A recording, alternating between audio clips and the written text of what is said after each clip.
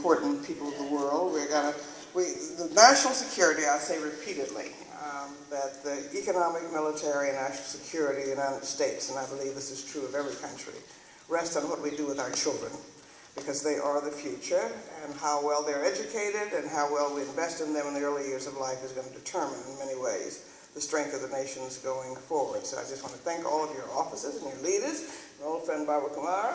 I'm delighted to be here, and I will be very brief. The United States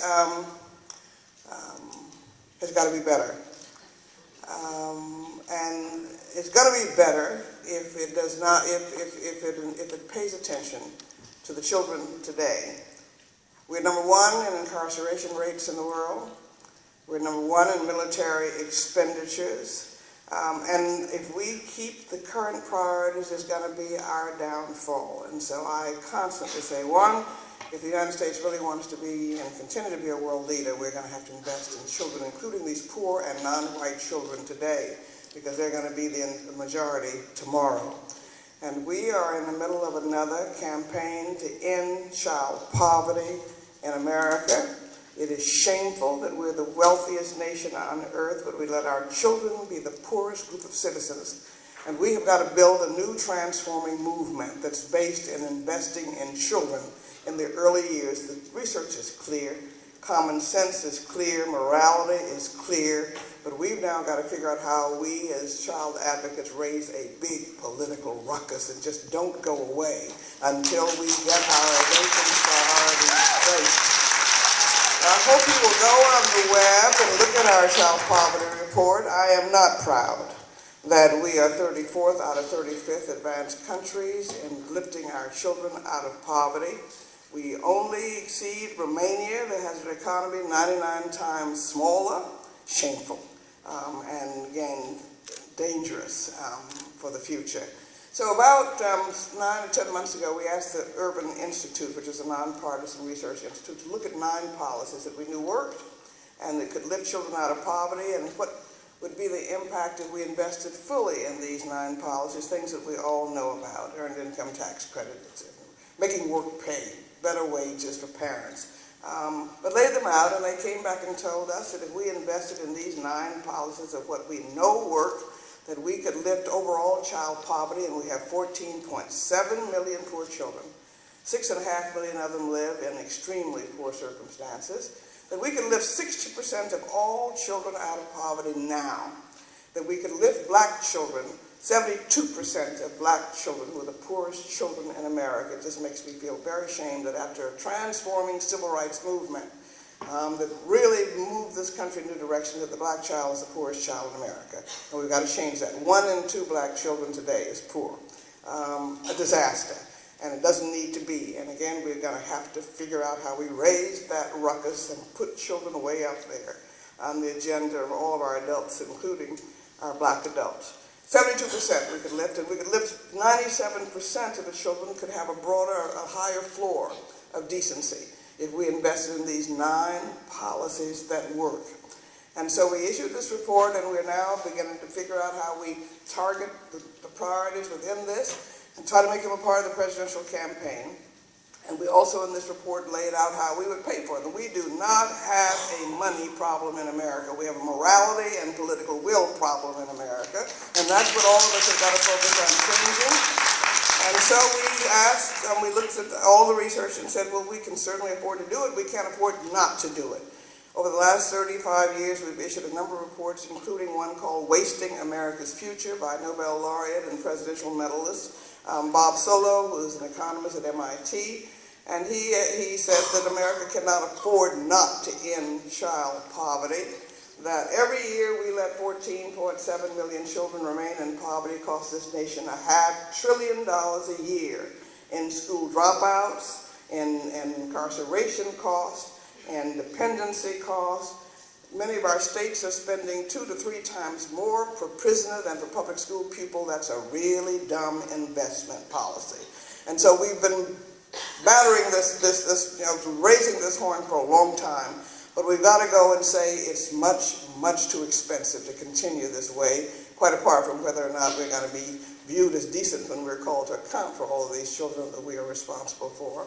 The cost of doing the things that we want to do in these 9 policies is $77 billion. And if you compare that to the $500 billion we're losing through neglect, it's a bargain. But we're not going to get that bargain understood and taken up on unless, again, we raise a political ruckus. So this is really about will. It's really about all of us getting out of our boxes and really getting to fight with all of our might for our children, which is why all of our voices are so important. And I'm going to just end with 5 lessons from Noah's Ark, which I love to tell. An old, we're pack racks in my family. My sister sent me an old clipping, 5 or 6 years ago, from an anonymous sage who says everything you need to learn in life you can learn from Noah's Ark. And the first lesson is don't miss the boat. And the country is going to miss the boat for the future if we continue to let almost 15 million children stay poor. We've got illiteracy rates are, a majority of all of our children, of all races, cannot read or compute at grade level in 4th or 8th grade. And almost 80% and 80% of Black and Latino children cannot read or compute at grade level. What is a child going to do in this globalizing world and in this competitive economy if they can't read or write at the most basic levels? They're being shunted off to dead-end lives and to what we call the cradle-to-prison pipeline, which is trapping 1 in 3 Black and 1 in 6 Latino boys. The United States is going to miss the boat to the future if we don't begin to invest in all of our children. The second lesson from Noah's Ark is that everybody's in the same boat. And because of changing demographics and the fact that we've got an African-American president and the White House is running a whole lot of folk crazy, we better get over it because the world is already majority non-white. And what an opportunity we have to show that America and our democratic-led principles can really be a moral beacon for the rest of the world. And so I think we have an opportunity, but as you see, there's a lot of backlash with change, but we've got to understand that we're all in the same boat, and it's going to be to our advantage to invest in all of our children preventively and to give them all an education so that they're working for us and we're not working to keep them in prison and in dependency systems. And so don't miss the boat. We're all in the same boat. The third thing that is really very important is to plan ahead. And we are all obsessed in many of our industrialized countries, and particularly here with next quarter profits, without thinking about how do you make long-term investments in the future. I'm sure people thought Noah was crazy when he was building that ark, but it was a good thing for him, and we've got to try to think ahead as well, because this short-term corporate profit module set of values is going to be a part of our undoing. And because you can't always see the immediate impact on children, though I keep saying to every parent that investing in children and investing in the nation's children is really like, it's the same thing. I don't know of any parent who would think about not giving their child, they want to say choose the one thing you want to do. I say children do not come in pieces, and they need a continuum of care from before birth until they can reach the transition to adulthood. And good policy, it should be like good parenting. And everybody in our public policy should understand that they need that continuum of care. And not to say give one thing, and one of the things we grab onto the toe or the foot and can't figure out why it doesn't all work and the child doesn't get better. And we have made great progress. We have been able to put some of the safety net programs, but it should not be so hard, and we still have a way to go. And so I think we just have to remember that it's not all about sort of cheap, quick profits, and it's not about doing as little as you can. It's about doing what is right and what's effective, and what the research now shows works. And so that is on our side, thanks to the extraordinary work of many of you. Fourth lesson from Noah's Ark is don't be afraid of criticism. All of us like to be liked, but that is not always important when you're trying to become good advocates and you are in the rough and tough political choices. If you don't want to be criticized, don't say anything, don't do anything, and don't be anything. And so I just hope that we understand the morality of investing and protecting children, that we will be as tough fighting for our children as those who are fighting for their special interest are, and not be defensive about it. Let's get our voice out there, and let's just don't give up, and let's just understand that we've got the most important, as I believe we do, mission in the world for our voiceless children. next lesson, which I like and which is my favorite, is remember that the Ark was built by amateurs and the Titanic by professionals. And many people have this single leader syndrome. They keep waiting for Dr. King to come back and save us. And for that one great leader, movements are built from the bottom up. They're built by ordinary citizens. Dr. King's not coming back, and they're not going to save us. It's all of us, really, as parents and as grandparents and as child advocates, and we need to get out of our silos where the early childhood people often, the child care people don't talk to the preschool people, don't talk to the kindergarten people. Come on, folks, this is about children, not about our individual silos, and we've got to come together to build that movement for our children, understanding that it's going to require us working together and us honoring the whole child, and making sure that we tell the country what we know as parents, that you're not going to say, let's do the right thing in the early years, get them prenatal care, which we should, but which parent would choose between good nutrition and homelessness, and not having a job and not having quality child care when they work, and safety? So we've got to kind of make it clear that good policy has to be like good parenting and not sort of have them pick off, the ankle and forget the knee and forget the hip bone and forget all the rest. And so, again, I hope that we advocates can begin to look at the whole child and the continuum of care that that child needs. And last, I just want to say, we just really should go back and understand that we've got the most important mission in the world. I am convinced that if this country does not do better by its children, that it's going to be its undoing. We don't have a money problem. We tell in this new report on ending child poverty how we could pay for it in multiple ways. Again, it's a bargain. It's too expensive to maintain and hurt children in this country. And so we lay off all the things that we would do to pay for it and save money and prepare for the future.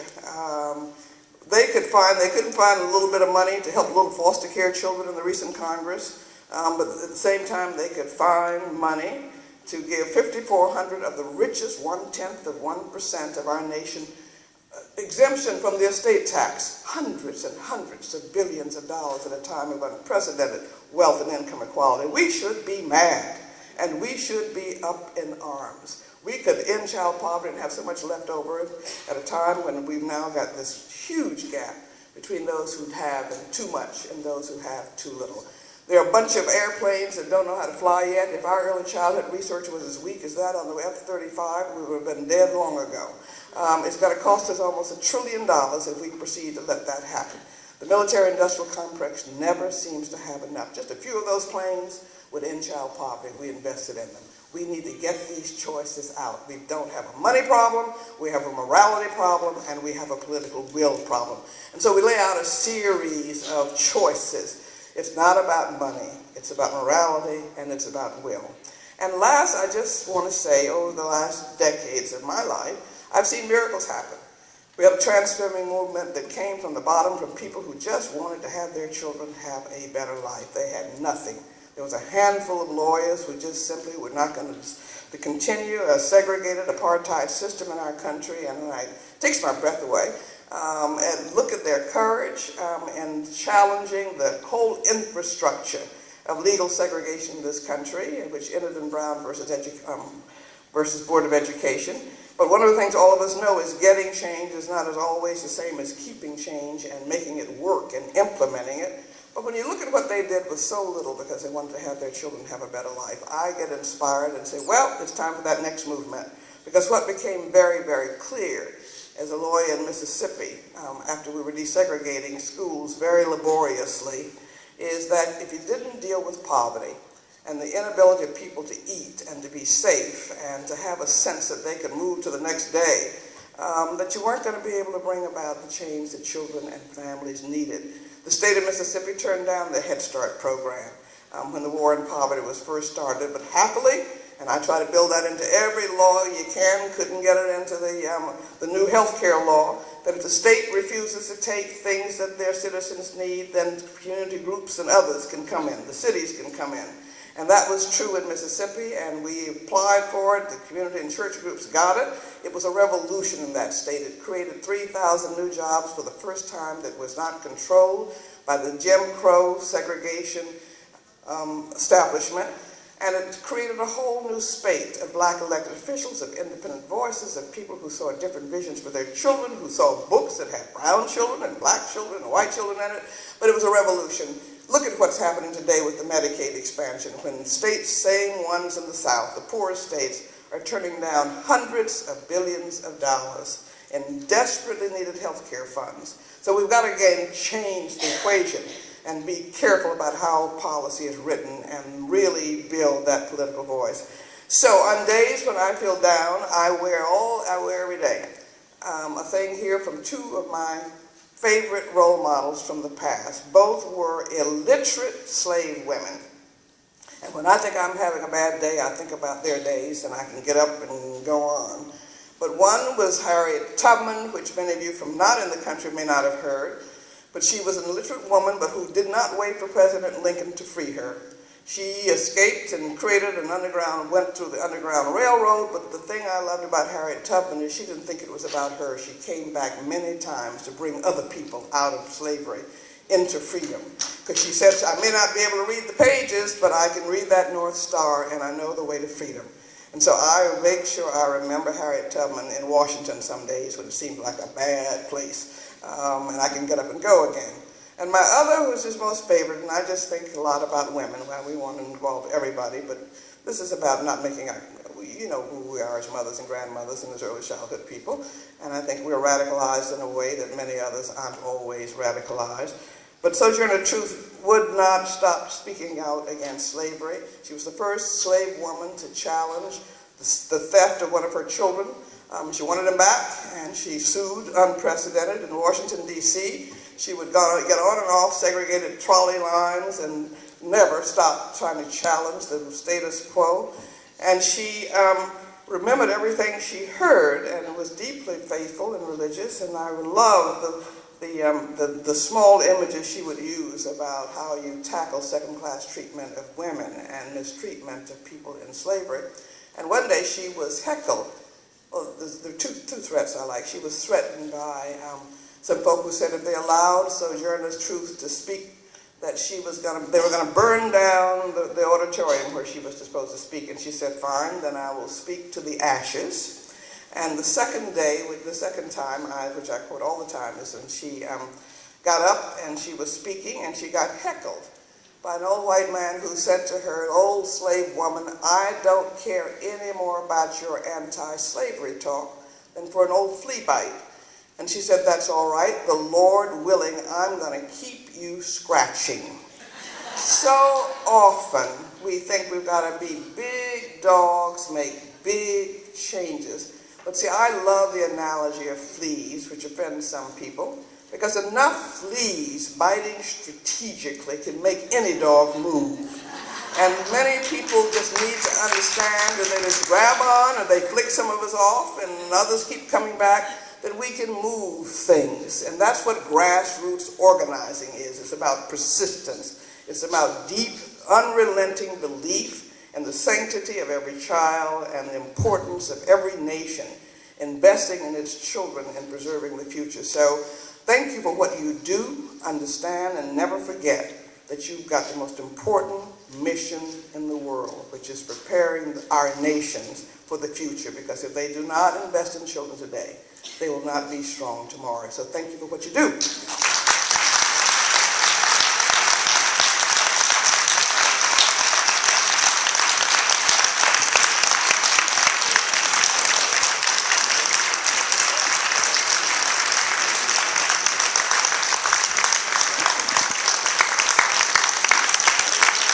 On behalf of OMEP, and thank you so much.